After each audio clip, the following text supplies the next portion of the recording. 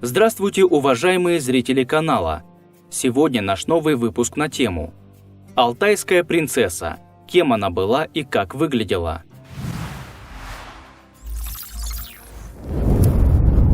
Чтобы потягаться с конкурентами в таинственности и сенсационности, археологическая находка должна быть знатной.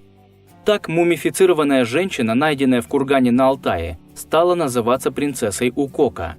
Ведь такой необычной находкой могли похвалиться разве что археологи, нашедшие Тутанхамона, или те, кто вскрывал гробницу Тамерлана. Но кем была эта дама при жизни? Исследователи нашли ответ на этот вопрос.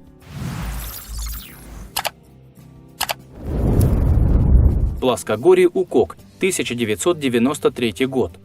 Археологи под руководством Натальи Полосмак весьма неожиданно обнаружили в давно уже разрушенном кургане Ак-Алаха 3 захоронения.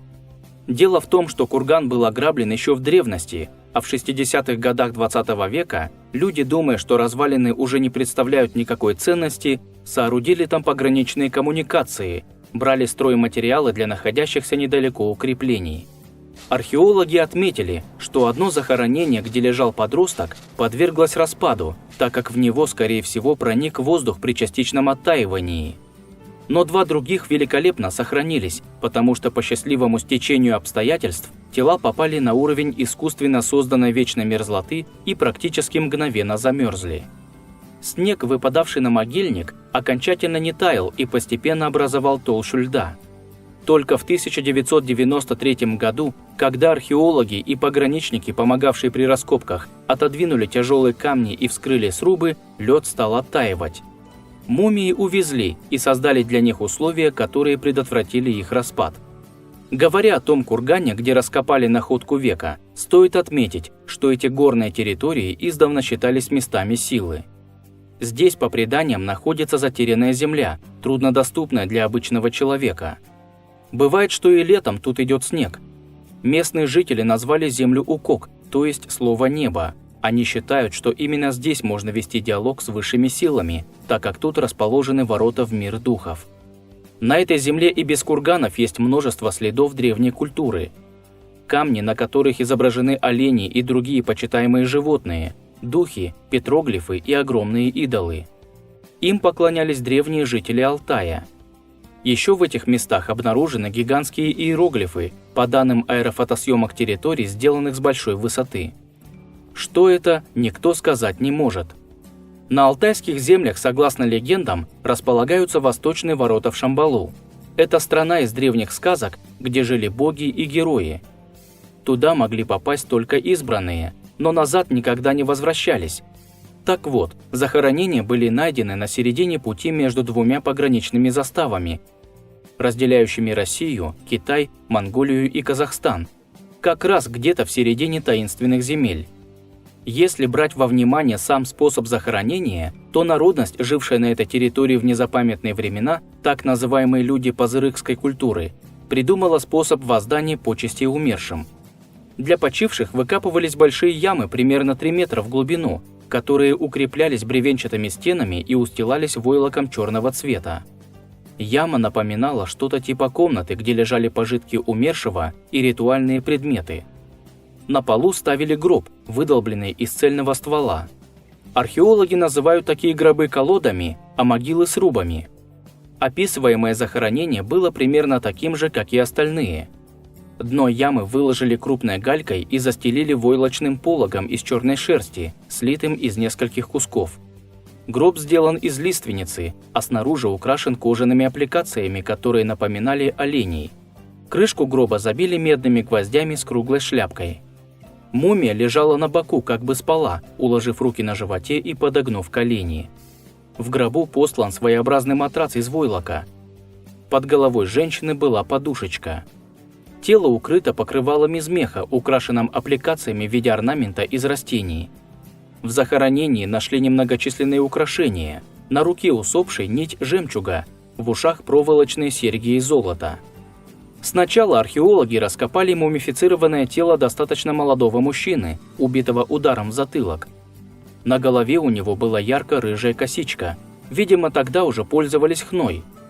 Кожа покрыта множеством татуировок, изображающих животных и какие-то абстракции. Рядом с колодой покойника лежали железные ножи, посуда из глины и 3 лошади. Археологи стали осматривать остатки войлока на полу и обнаружили, что половицы не прилегают к земле, там было что-то еще. И какова была радость ученых, когда они вскрыли настил и нашли другой погребальный сруб. Гроб, стоявший там, был заполнен льдом, в котором лежало тело женщины. У женщины не было никаких значительных повреждений, все сохранилось так, будто колоду положили туда недавно. Вид этой находки напомнил археологам спящую царевну в хрустальном гробу. Только здесь царевна была мертва и сама превратилась в лед-хрусталь. Поразительно хорошо сохранилась одежда из шелка, семена кориандра, огромный парик на голове в виде столба из волос людей и шерсти животных. Мумии привезли в Новосибирск, и, довольные такой сенсационной находкой, ученые приступили к анализам. Сразу удалось установить, что могила принадлежит периоду пазырыкской культуры Алтая, и люди похоронены примерно в 5-3 столетии до нашей эры.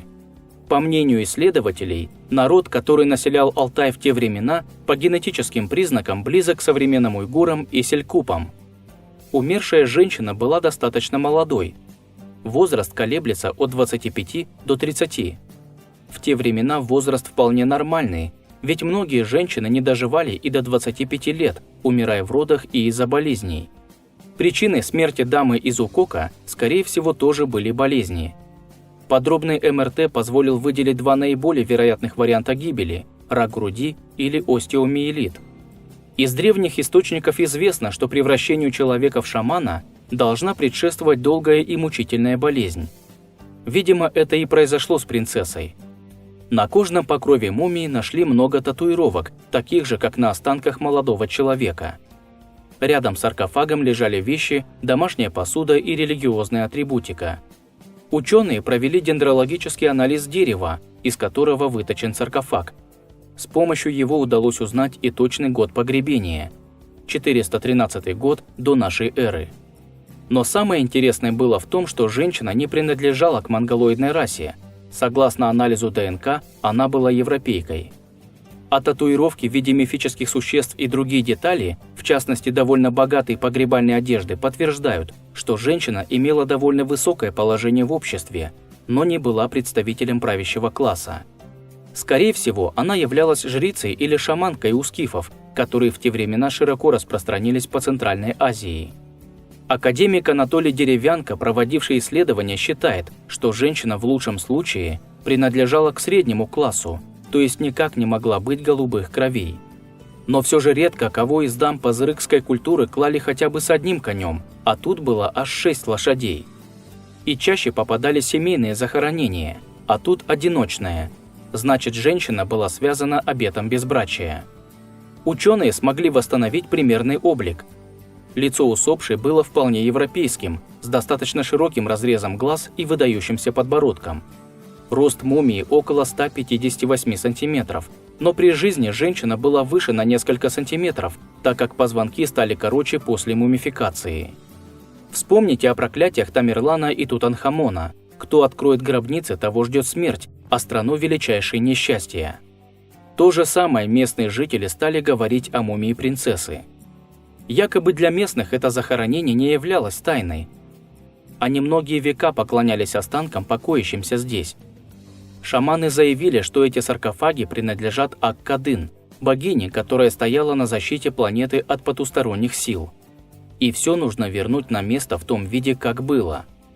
Однако на вопросы исследователей шаманы не дали ни одного вразумительного ответа, не объяснив, почему богиня довольствуется всего 6 лошадьми и небольшим количеством украшений, и почему она имеет плоть. Но местные власти и алтайские колдуны все равно настаивали на возвращении находки. Мумию в 90-е годы поместили в научно-исследовательский институт Новосибирска для изучения. Причину, почему останки не могут вернуться назад, тоже озвучили. Дело в том, что именно так можно было обеспечить сохранность находки в том виде, как ее нашли. Специально обученные сотрудники, те, что сохраняли Ленина в мавзолее, раз в 2 года приезжали в Новосибирск и обрабатывали экспонат секретным составом. А на Алтае таких условий в то время еще не было.